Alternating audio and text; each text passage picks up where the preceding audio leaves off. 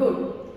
So இன்னைக்கு topic வந்து how to join vowel A along with the consonant. Okay, நம்ம previous topicல நம்ம என்ன பார்த்தோம் அப்படின்னா how to teach vowels and consonant to your little one. Okay, இப்போ வந்து consonant already அவங்களுக்கு தெரியும் எப்படின்னு, vowelsம் என்னன்னு தெரியும், A, E, I, O, U அவங்களுக்கு தெரிஞ்சிருக்கு.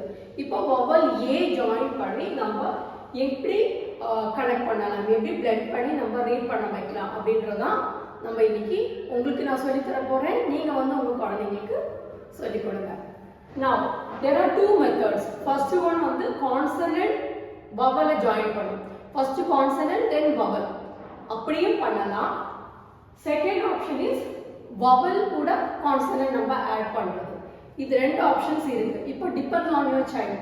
உங்க குழந்தை என்ன மாதிரி லேர்னர், கைனஸ்தெட்டிக் லேர்னரா, விஷுவல் லேர்னரா, ஆடியோ லேர்னரான்னு பார்த்துட்டு நீங்க வந்து இந்த ரெண்டு மெத்தட்ல first method R second method நீங்க ட்ரை பண்ணலாம்.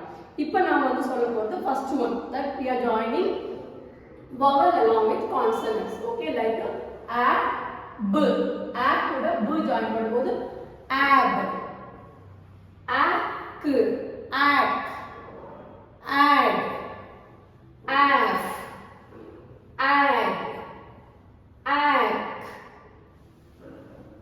இந்த l ஜாயின் பண்ணும்போது மட்டும் a டபுள் l வேர்டு வரும், அதாவது all. இது வந்து சைட் வேர்ட்.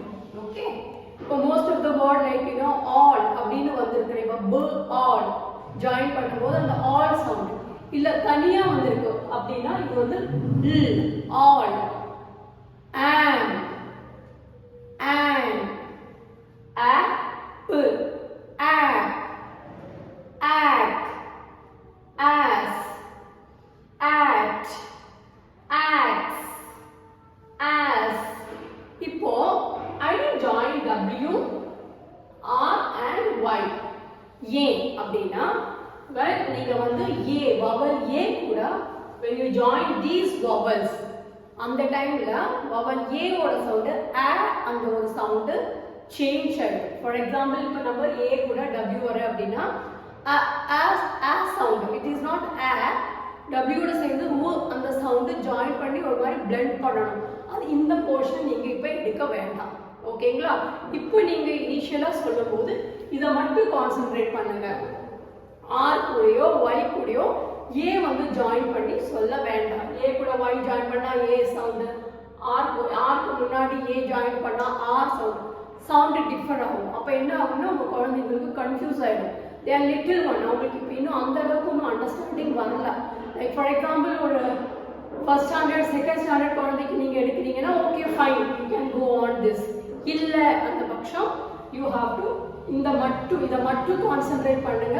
இன்கேஸ் அவங்களுக்கு இந்த மெத்தட் சரியா வரல, இது ஒர்க் அவுட் ஆகல, இது அவங்களால ஈஸியா புரிஞ்சுக்க முடியல அப்படின்னா we will try the second method. Second method என்னன்றது நான் நெக்ஸ்ட் கிளாஸ்ல உங்களுக்கு எடுக்கிறேன். Till that, take care. Bye bye.